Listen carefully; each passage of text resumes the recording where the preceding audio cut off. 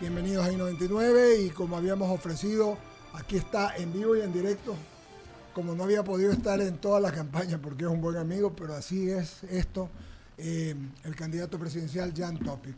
Los saludamos a Ramiro que está con nosotros esta mañana y te saludamos, querido Jan. Buenos días, ¿cómo estás? Vi una publicidad tuya, no una publicidad, vi en redes una historia, un señor en su carrito y de pronto llega una moto y tú le dices, tranquilo, como diciendo, no te voy a robar. Pero eso tiene otra implicación.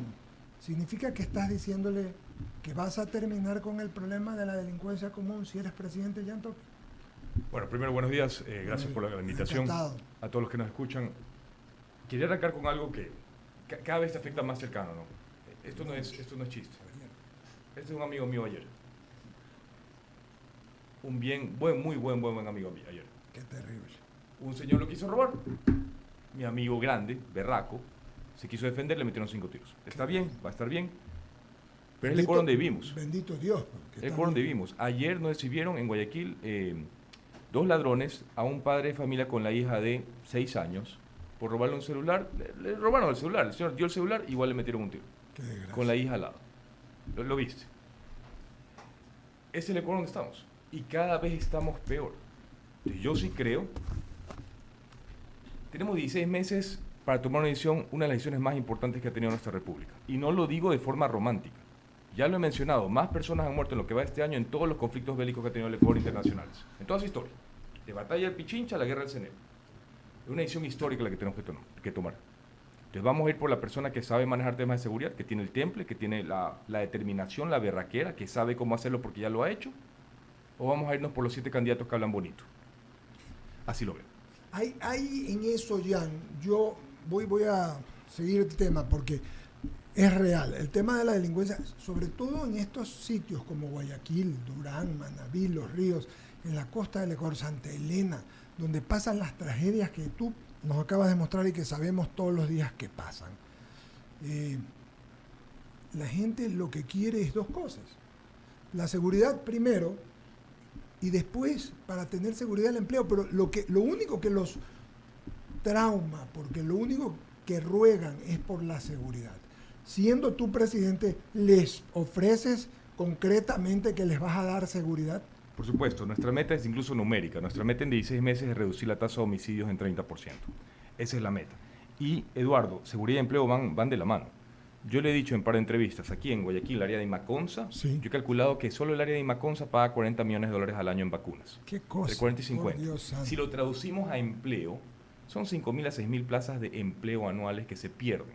Porque en vez que ese dinero vaya destinado a fomentar la economía, dinamizar una economía digna, legítima, con SBU, con seguridad social, está ahorita yendo a financiar a grupos delictivos, que cada vez crecen más.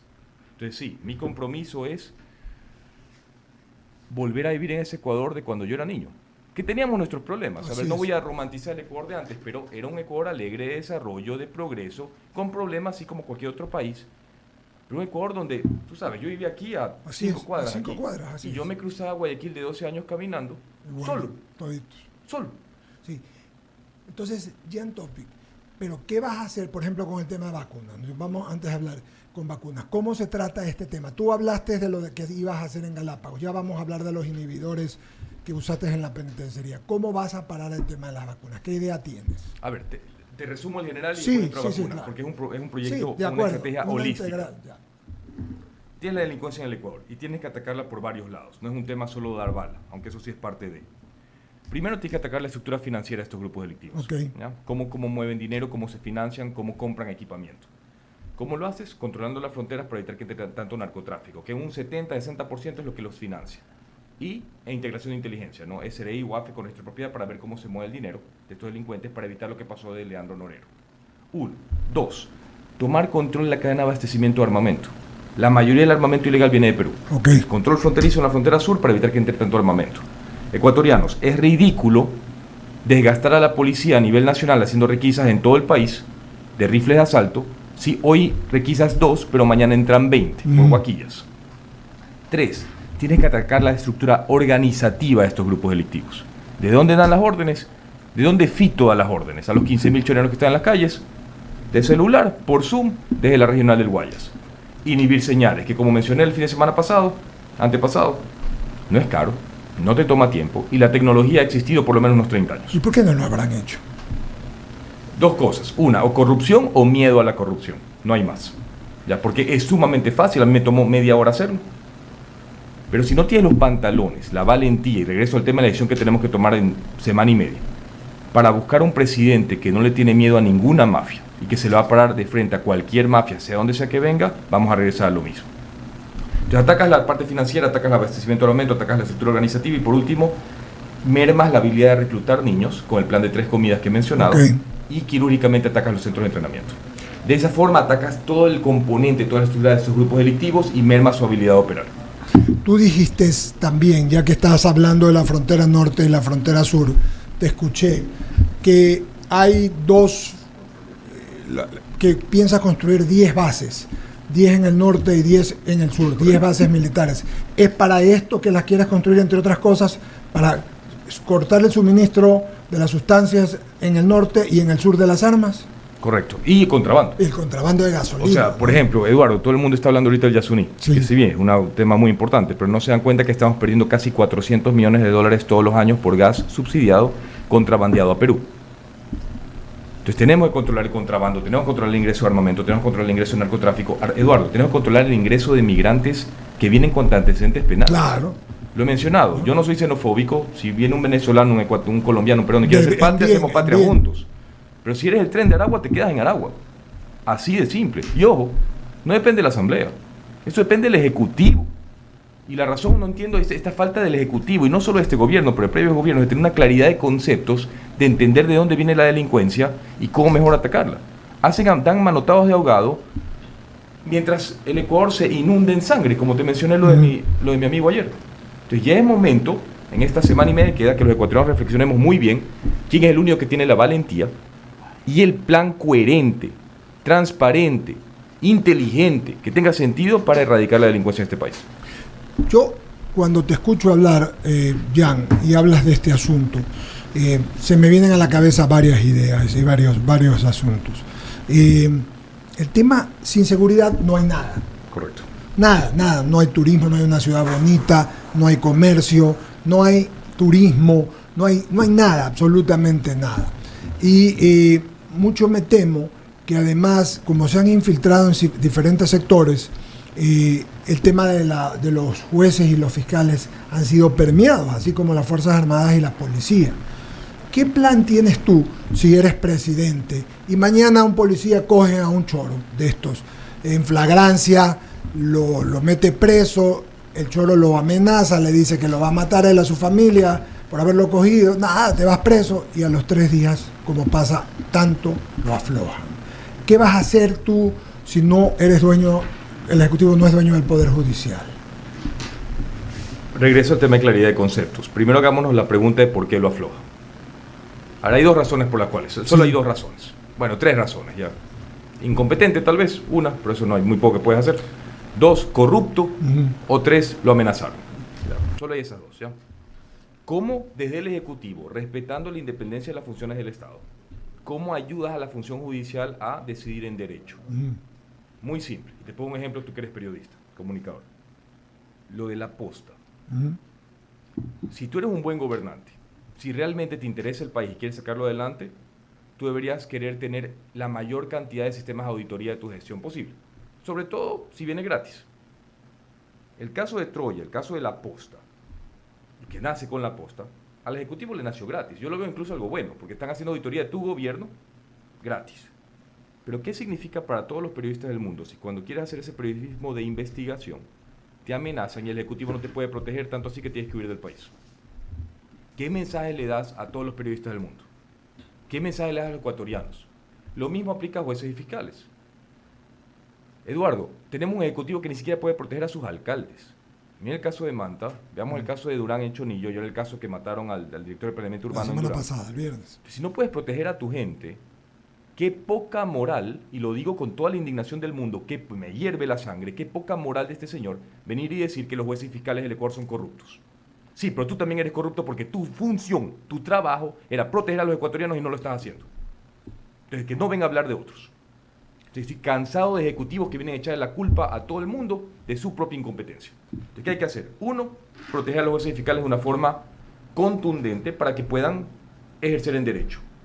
Y dos, que hago justo bien las noticias que lo están comenzando a hacer por temas de seguridad, yo sí veo un mundo donde para ciertos casos críticos los jueces no estén en Ecuador, o por lo menos no estén en territorio nacional, bueno, geográficamente, sino que estén en Buenos Aires, estén en la Asunción, estén en Bogotá, estén en la ciudad de Panamá, en las embajadas ecuatorianas en esos países. Que es territorio ecuatoriano. Que es territorio ecuatoriano y puedan llevar a cabo las audiencias por Zoom.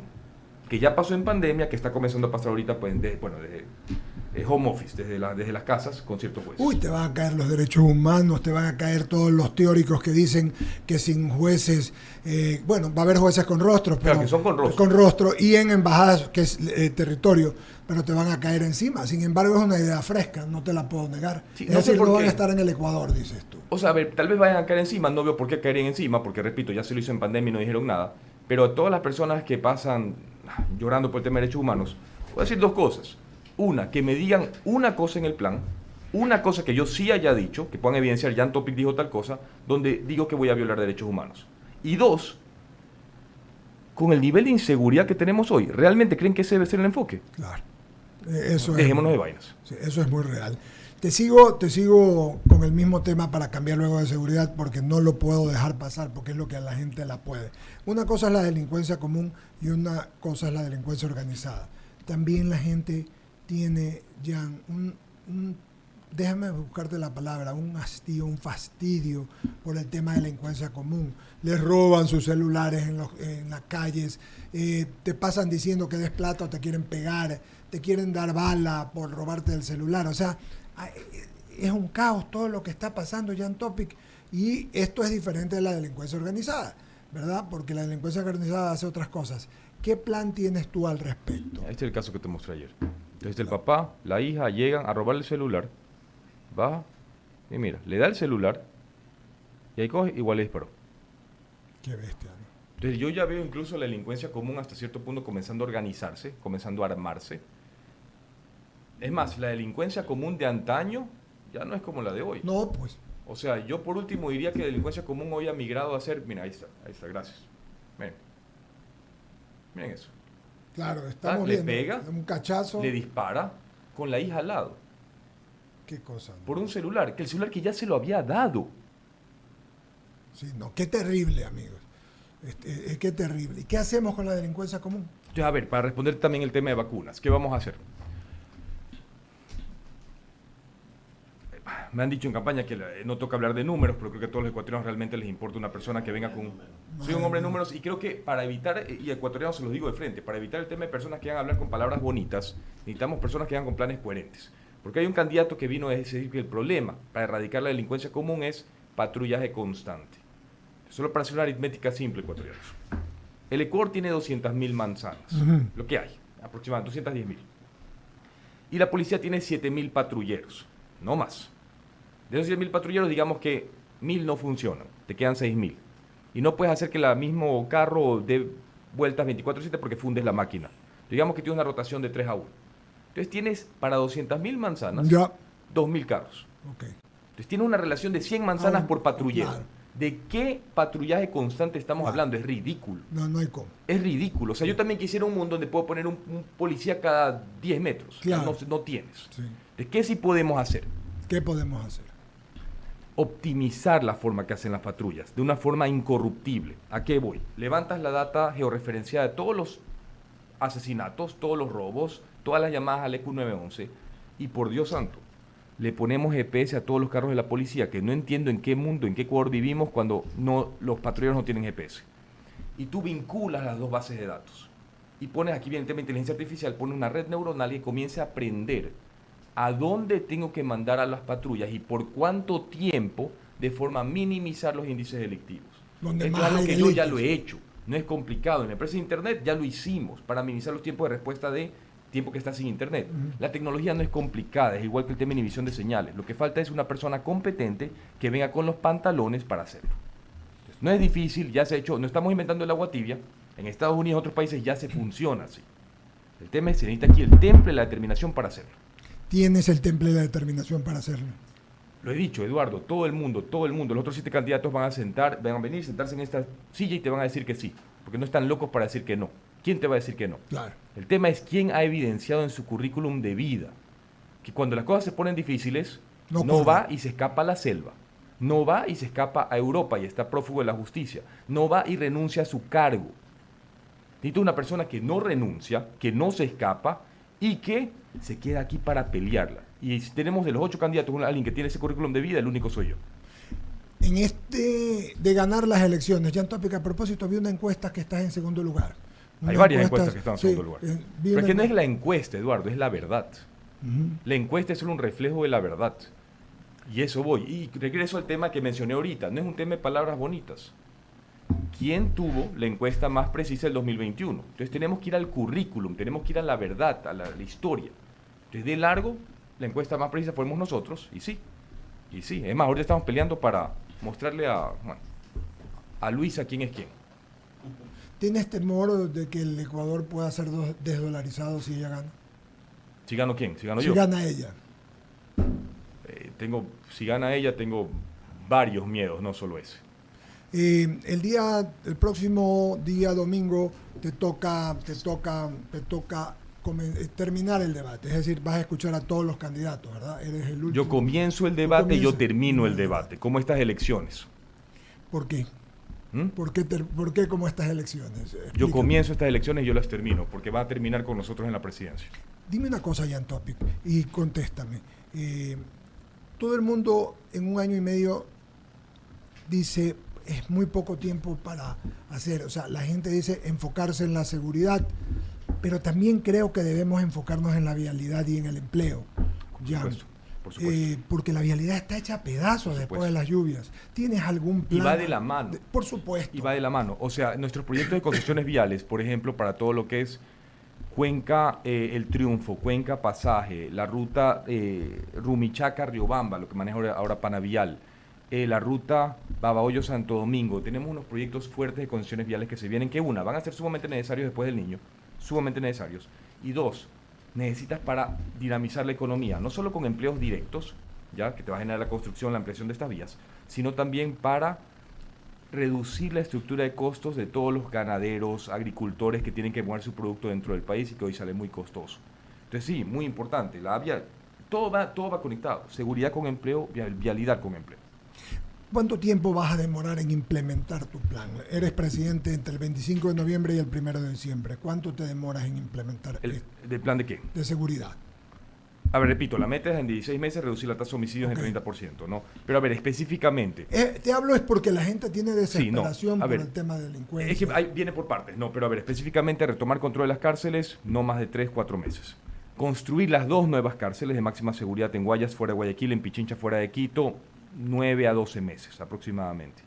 Poner GPS en los patrullos de la policía, 3 meses. O sea, vamos a ir rápido. Vamos a ir sumamente rápido por la urgencia que requiere el país. Y todo esto que demora, la contratación pública, etcétera. A ver, es que a partir del siguiente lunes, del lunes después de las elecciones, hasta segunda vuelta, ya vamos a comenzar a trabajar. Todo eso ya viene listo. Yo le he dicho, de ese mes y medio que tenemos entre primera y segunda vuelta, yo voy a dedicar tal vez el 25% a campaña, el resto ya a trabajar. Ramiro Cepeda Alvarado. Y saludamos a Javier. Saludémoslo a Javier también. Buenos días a todos. Un gusto. ¿Cómo le va, candidato? Me siento que no vine vestido a la ocasión. Impecable, impecable. No pasa nada. Usted es el candidato. De aquí tranquilo. Se va a caminar en territorio. Así que Jan, siempre he sostenido que lo más importante de toda esta lucha es seguir la ruta del dinero. ¿Cómo lo vas a hacer? De acuerdo. A ver, y entendámoslo. Hay algo ahorita, no está en tiempo real, no es automático. La información de la SRI y la UAF existe, tiene su base de datos, pero no hay cruce. No hay cruce, el cruce es manual y es discreto, tiene una frecuencia de 3-4 meses. Sí. Y es torpe. Entonces, y esto lo dije, y no sé, me dijeron que era arrogante, no sé, porque dije que de un carajazo vamos a integrar las bases de datos del gobierno. Y lo mantengo. De un carajazo vamos a integrar las bases de datos del gobierno, porque no es un tema técnico. El tema de armar una base de datos no relacional que me jale información del SRI, la UAF y la integre con la policía y las Fuerzas Armadas, más información del registro de la propiedad de los GATS, técnicamente 1 o 2 días. No toma tiempo. El tema es el poder, la decisión política del Ejecutivo, decir esto se hace y se hace ya. Hay Desde una el momento- dirección que maneja eso, no me acuerdo del nombre, que maneja toda la base de datos del sector DINARDAP. público. DINARDAP, Exacto. que No tiene- me van a hablar de la DINARDAP. No. Es que te tengo Están que hacer todos hablar los porque datos. ahí es donde está el... Exacto. Mira, pero ese- están todos los datos Pero sí, está de todo. todos. Algo conozco porque algo trabajé en eso, es ridículo. O sea, de un punto de vista técnico, cómo se maneja esa Todo. base de datos no es una forma técnica. Entonces necesitas regir, es una persona, quiere arreglar los problemas de economía, de seguridad, tecnología del país. Simple. Coge una persona que sepa de seguridad, que sepa de economía, que sepa de tecnología y que tenga el temple, la determinación para llevarlo a cabo. Pero solo para acelerar la información. Integramos todas las bases de datos, muy importante, y lo mismo que mencioné por la policía y los GPS. ya. Una red neuronal que comience, esto es simple, que comience a aprender cómo funcionan los ingresos de las personas y las personas cerca en el círculo familiar versus los egresos. Porque ¿cómo es posible que Leandro Norero con $2.500 de ingresos mensuales tenga 3 mansiones en San Borondón? Entonces ahí comienzas a ver cómo se mueve el dinero. En los políticos, en los narcotraficantes, en los delincuentes. Ya. Y hay otra cosa. Newton decía, toda acción genera una reacción de igual o mayor fuerza. Tú vas a atacar, no lo tengo duda, pero los delincuentes, las mafias, no se van a quedar de brazos cruzados. Y va a haber reacciones más fuertes que tus acciones. ¿Tienes presupuestado, pensado eso? Porque todo esto de manera exponencial se va a traducir en mayor violencia en un momento hasta que esto pase. Sí, bueno, a ver, la ley de Newton dice que toda reacción tiene una reacción de la misma potencia. la Ajá, misma igual ¿no? por eso. Pero si le agregas temas de, no sé, fricción, bajas la fuerza de la reacción. Y no suena chistoso, es verdad lo que pienso. A ver, primero conceptualmente entendamos. Hace 2 semanas, ya me perdí, hace 1 semana o 2 semanas fue el supuesto acuerdo de pacto de paz Ujú. de estos delincuentes. ¿Vieron todos los sicariatos que vieron esa noche? Quiero que entendamos esto. Cuando los delincuentes deciden hacer rueda de prensa dentro de las cárceles, esa misma noche, hubieron sicariatos en todo el país. Entonces, una, no les creo absolutamente nada. Y 2, ya tenemos que desmistificar este mito de que mejor no hagamos nada porque después ellos se ponen bravos y calientan las calles. Las calles ya están calientes. Sin hacer mayor cosa contra ellos, vivimos en la ola de delincuencia, de violencia más grande de nuestra república, sin hacer nada. Yo le dije, tuve una entrevista con Carlos Vera la semana pasada y le dije eso. Te compro el argumento si el Ecuador tuviese bajos índices de delincuencia y estuviésemos estables. Pero tenemos índices de delincuencia que están acá, mucho más altos, a nivel mundial, definitivamente más altos que en toda la historia del Ecuador, pero a nivel mundial uno de los más altos a nivel de todo el mundo. Y cada vez suben más. Entonces, ese argumento de mejor no hagamos nada por miedo a qué van a hacer No, ellos. yo no he dicho eso. He dicho que vas a tener una reacción. Ya, ok, entonces, ¿cómo contrarrestar esa reacción? Exacto. Regreso al tema de las patrullas. Por favor. Tenemos que controlar el despliegue de las fuerzas del orden. Si no controlamos eso de una forma quirúrgica, estratégica, no vamos a poder contener esa Y con reacción. eso me salta mi siguiente pregunta antes de darle a Javier el paso. Para eso necesitas mando. Para eso necesitas que te obedezca las Fuerzas Armadas. En algún momento, cuando tú fuiste sugerido por este gobierno para ir a la Dirección de Seguridad Nacional, hubo una, y esto es conocido, que hubo una oposición Correcto. del estamento militar. De la cúpula. De la cúpula De acuerdo. militar. En todo caso, si eres presidente de la República, vas a ser comandante y jefe. Por supuesto. Pero va a haber cúpulas, va a haber mandos que no van a estar de acuerdo. Fricción de entrada. ¿Cómo la piensas solucionar? ¿Qué significa lo que estamos diciendo? Que no te van a querer hacer caso en algunas ¿Pero qué cosas. significa eso? ¿Qué golpe de Estado? No, significa No. que... Un militar, y esto créeme, yo he sido militar. Un militar obedece. Así de simple. Así es. Si no Un le da la militar disponibilidad, obedece, un soldado de verdad, un patriota de verdad obedece. Un militar que no obedece no es militar. Y te lo digo porque tengo bastante experiencia militar y he combatido en no sé cuántos continentes. Un militar obedece. Y un militar que no obedece no es un patriota. Y no debe ser militar. ¿Y qué haces con eso?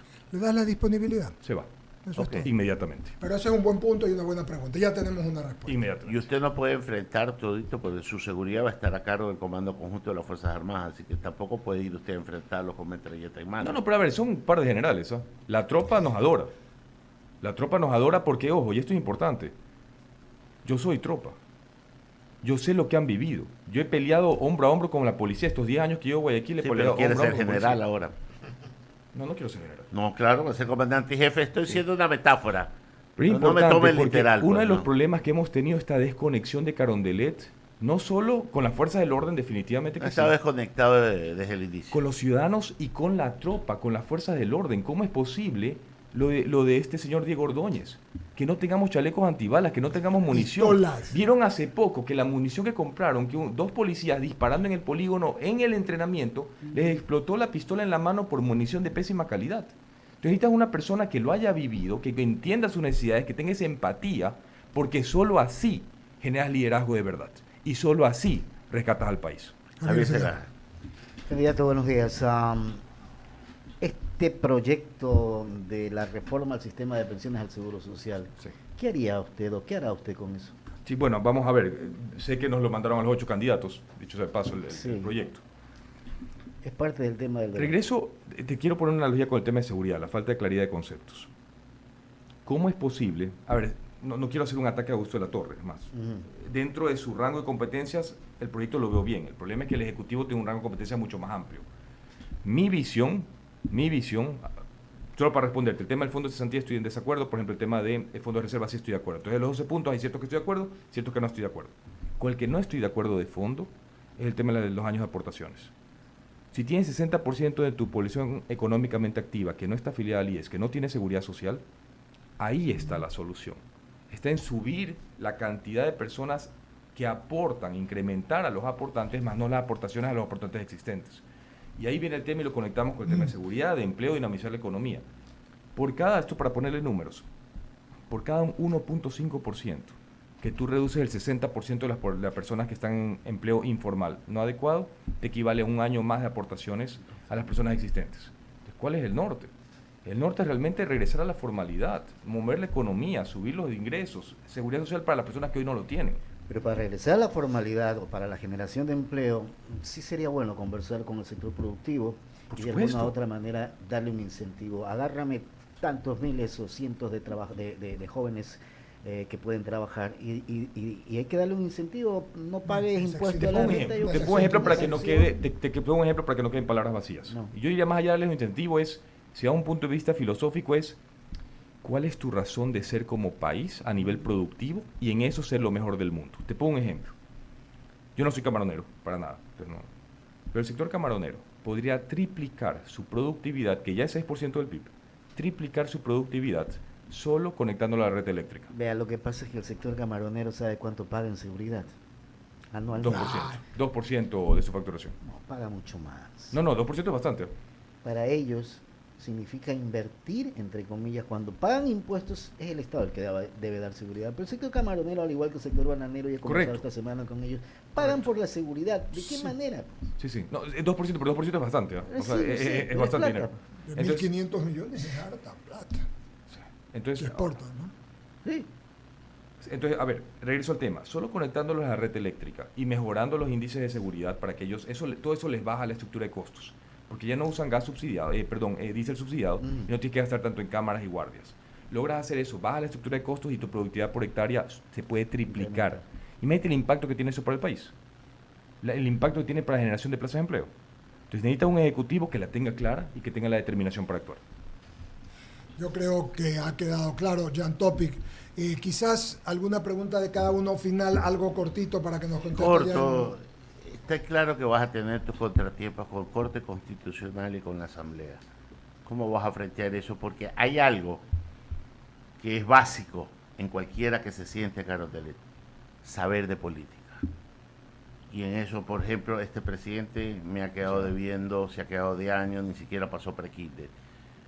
Pero tú, joven, no te he visto en política. ¿No? 2 meses. Sí, pero hay que hacer algo, porque entender la política muchas veces va en contra de todo lo que uno va estructurado. Por ejemplo, tú eres súper estructurado en lo que piensas. Totalmente. Es casi cabeza cuadrada, y lo estoy diciendo en buena onda, ¿no? Casi cabeza cuadrada, en donde el margen de maniobra no dejas... Soy militar. Exacto, no dejas chance a la maniobra y el que piensa en derecho piensa de una manera y la Asamblea va a pensar de otra manera. ¿Cómo vas a hacer para cambiar esto? No, a ver, sí, soy 1 más 1 es 2, soy blanco y negro, soy militar. Y por la misma razón, yo creo un liderazgo en territorio, un liderazgo ejemplar. Un ejemplo de la historia, ya lo he mencionado. Nayib Bukele entra en 2019 a El Salvador con todo en contra. Todo en contra. Jueces en contra, fiscales en contra, asamblea en contra. ¿Pero qué hizo? Liderazgo. Se dedicó, definió su plan, claridad de conceptos, qué es lo que él sí podía hacer sin depender de terceros, y lo hizo muy bien. Y en su primer año de gestión logró reducir la tasa de homicidios en El Salvador en 45%. ¿Por qué? Porque fue un liderazgo diferente, no como el actual que le pasa echando la culpa a todo el mundo. Por Dios santo, mira la inseguridad en que vivimos. ¿Qué ley la Asamblea no la aprobó a Lazo? La aprobó todas. Hoy no tiene ni siquiera Asamblea y mira la inseguridad en que vivimos. ¿Por qué? Porque no era un tema de echarle la culpa a terceros. Era un tema de responsabilizarse, definir tu marco de acción, tu plan de acción en base a tus herramientas, lo que sí está dentro de tu control, y eso ejecutarlo a rajatabla. Ese es un liderazgo que inspira, que galvaniza, que motiva, es un liderazgo que consigue resultados. Y eso es lo que proponemos nosotros. Javier. La inseguridad es parte de su programa. Yo lo que creo más bien es que para generar empleo, por sobre todas las cosas, hay que darle seguridad al país, ¿verdad? Pero también hay que darle esa seguridad jurídica para la inversión que requiere el Ecuador. Y ese es un tema donde la institucionalidad y la gobernabilidad es fundamental. Sin eso no funciona ningún Estado. ¿Cómo va a ser o cómo sería su relación con la Asamblea Nacional? Lo menciono al frente porque nosotros en el grupo empresarial trabajamos en varios países, hemos invertido afuera en varios países, operamos como en 6 países de la región. Okay. ¿Y qué es lo que uno necesita? ¿Qué necesita? Y trayéndolo al Ecuador. Y este es nuestro plan de gobierno. 2 cosas. Mantener el tema del ISD, o sea, mantener el rumbo de bajarlo a cero. Bajarlo a cero. Con un riesgo país, ya bajamos a 19, ¿no? Pero estuvimos sobre 20. No puede subirle más tributos a las personas que quieren invertir en el país. Entonces, ISD a cero. Y 2, este tema que a todos los ecuatorianos, tema de seguridad jurídica a veces suena muy abstracto. No es abstracto, es súper simple. ¿Cómo le genera seguridad jurídica al que viene a invertir en Ecuador? Arbitraje internacional. Se acabó.